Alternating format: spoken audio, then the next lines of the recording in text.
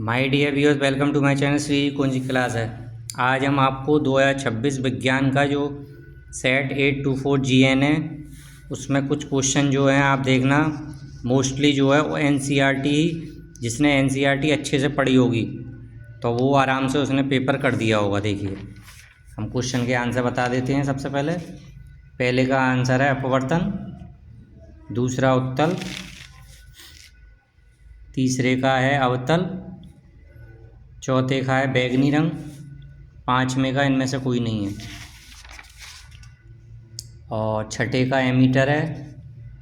ये दाहिने हाथ का अंगुष्ठ नियम है। इसमें एल्कोहल OH है, और इसमें आपने क्लोर क्षार अभिक्रिया अगर पढ़ी होगी तो उसमें NaOH sodium hydroxide hydrogen chlorine gas बनती है। देखिए ठंडे से सोडियम, कार्बन श्रृंखलन और बेंजीन, और इसमें संयोजन अभिक्रिया और ऊष्मक्षेपी दोनों हैं। कैल्शियम ऑक्साइड पानी में करते हैं तो हमारा COH2 और उसमें रिलीज होती है। इसका B आंसर है। और इसमें लसिका, इसका इंसुलिन, इसका बीज। हाँ, लंबे तने वाले, इसमें बीजांड, इसमें प्राथमिक उपभोक्ता। देखिए अब शॉर्ट बता देते हैं। एक उत्तल लेंस से किसी वस्तु को वास्तविक आवर्त प्रतिबिंब बनने का किरण आलेख बनाइए। तो देखिए वस्तु हमारी F1 और 2F1 पर रखी है, एक O से पास हो गई और एक F से निकल के F2 तो 2F2 के परे होगी। इसका आंसर होगा कारों मोटरसाइकिलों में और अनुसारकों के पीछे की ओर सड़क सुरक्षा और निगरानी। इसके दो उपयोग पूछे थे। और देखिए अग्रिम सूर्योदय और ओम का नियम जो आप फिजिक्स का देख लेना। देखिए जब लोहे की कील को कॉपर सल्फेट में, तो ये बहुत ही ईजी है, डिस्प्लेसमेंट वाला FeSCuSO4 FeSO4Cu। तो विस्थापन अभिक्रिया में लोहे की सतह पर भूरे रंग की कॉपर धातु जमा हो जाती है और FeSO का हल्का हरा रंग हो जाता है, हल्का कलर हो जाता है। दूसरा क्वेश्चन था कैल्शियम कार्बोनेट का HCl से रिएक्शन होता है तो हमारा CaCl2 लवण बनता है और CO2 कार्बन डाइऑक्साइड गैस निकलती है और H2O जल। तो ये रिएक्शन था इसका।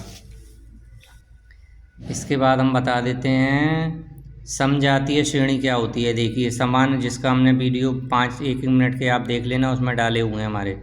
समान प्रक्रियात्मक समूह वाले यौगिक वह श्रेणी जिसमें CH2 का अंतर होता है, जैसे CH4 C2S6, और इसमें जो द्रव्यमान का अंतर होता है वो 14 का होता है। धातुओं की कार्बन में सहसंयोजी आबंध वाला आप देख लेना। इसमें हमारा जो कार्बन है वो उसकी टेट्रावैलेंसी होती है, तो उसको आप देख लेना। धातुओं की अभिक्रियाशीलता में हमारे 3 तरह के होते हैं, तो कम, मध्यम। देखिए मुक्त अवस्था में मरकरी और सिल्वर पाए जाते हैं, और मध्यम में क्या होता है, कार्बोनेट अयस्कों के रूप में पाई जाती है। इन्हें पहले ऑक्साइड में परिवर्तित किया जाता है भर्जन या निस्तापन। इसका उदाहरण जिंक और वो है। और तीसरा जो है अधिक अभिक्रियाशील ऑक्साइड के साथ हम करते हैं, ये कभी मुक्त अवस्था में नहीं हो पाई जाती है, विद्युत अपघटन द्वारा होती है, जैसे NaCl Al। ठीक है, इसका हम आपको रिएक्शन बता देते हैं। देखिए HGS सिनेबार होता है, उसको जब हम ऑक्सीजन से हीट देते हैं तो पहले HGO ऑक्साइड उसमें आ जाता है, फिर HGO को फिर गर्म करते हैं तो Hg हमारा अलग हो जाता है। ये कम क्रियाशील वाले हैं। मध्यम में ZNO था, कॉपर हीट दी Zn और C। और अधिक अभिक्रियाशील में NaCl वाला जो लिक्विड फॉर्म में होता है, इलेक्ट्रोलाइसिस करा तो Na और Cl अलग हो गया। और इसके बाद हम आपको बता देते हैं लिटमस किस प्राकृतिक स्रोत से। देखो लिटमस लाइकेन से प्राप्त होता है। उदासीन माध्यम में लिटमस विलेन का बैगनी रंग होता है। अन्य प्राकृतिक सूचक हमारे हल्दी और गुड़हल के फूल की पंखुड़ियाँ हैं। और देखिए एक क्वेश्चन आया था हमारा इसमें कि समीकरण सहित की अलग अलग धातुएं, जैसे सोडियम, कैल्शियम, मैग्नीशियम आदि की जल से अभिक्रिया करानी है। देखिए 2Na की 2H2O से कराई तो 2NaOH और H2, Ca की H2O से कराई CaOH2 और H2 हाइड्रोजन, सबों में हाइड्रोजन गैस रिलीज होती है। मैग्नीशियम की H2O से कराई और हॉट वाटर में तो MgOH2 और H2, और आयरन की H2O से कराई तो Fe3O4 और H2O। तो ये सारे रिएक्शन होंगे इस पर। इसकी देखो सबसे पहले Na आता है, फिर कैल्शियम, मैग्नीशियम, आयरन। अगर आपने ट्रिक याद करी होगी, कैटरीना ने कार मांगी अली से, जान फेसबुक, तो फेसबुक लास्ट में आ रहा है। मिट्टी के तेल नमी और ऑक्सीजन को रोकता है, इसलिए सोडियम को हम लिखा है ना, पोटेशियम मिट्टी के तेल में क्यों रखा जाता है, इसलिए रखा जाता है।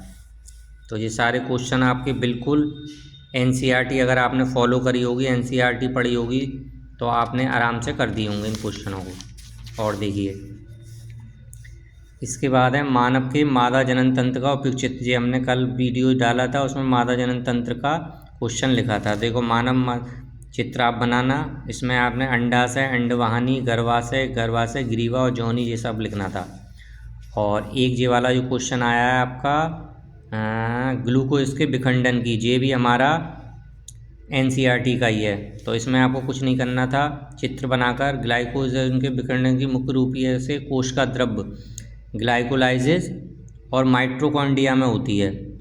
तो C6H12O6 और ये इसका पहले तो ग्लूकोज से 6 कार्बन 3 कार्बन में कन्वर्ट हो जाते हैं और पायरुवेट माइटोकॉन्ड्रिया में प्रवेश करता है। यह प्रक्रिया जीस्ट में होती है जिसमें एथेनॉल और ऊर्जा बनती है।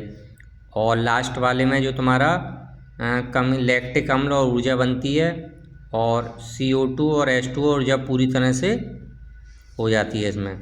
इसके बाद क्वेश्चन आया था पारतंत्र के विभिन्न पोषण स्तरों में, आप इसका NCERT में देख सकते हैं।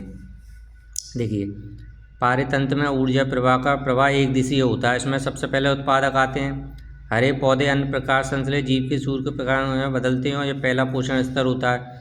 दूसरा उपभोक्ता होता है, प्राथमिक उपभोक्ता शाकाहारी उत्पादों को खाते हैं, और फिर 10% का नियम होता है। एक पोषण स्तर में अगले पोषण तक केवल लगभग 10% ऊर्जा आती है, बाकी की जो 90% ऊर्जा होती है वो श्वसन और वृद्धि में खर्च हो जाती है। फिर इसके बाद ऊर्जा का ह्रास होता है। तो ये आपको लिख कर आना था।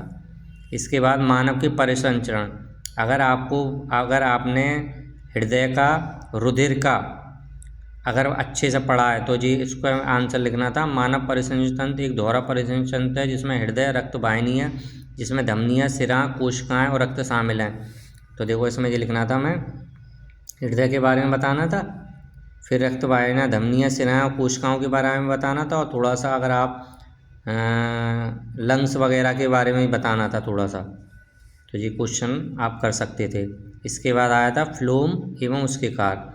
तो फ्लोम क्या होता है? फ्लोम पौधों में एक संवहनी ऊतक है जो पत्तियों के पौधे के अन्य भागों में भोजन करता है। और इसमें ये देखिए ये गुरुत्वाकर्षण का है, तो ये आप कर लेना। Thank you very much.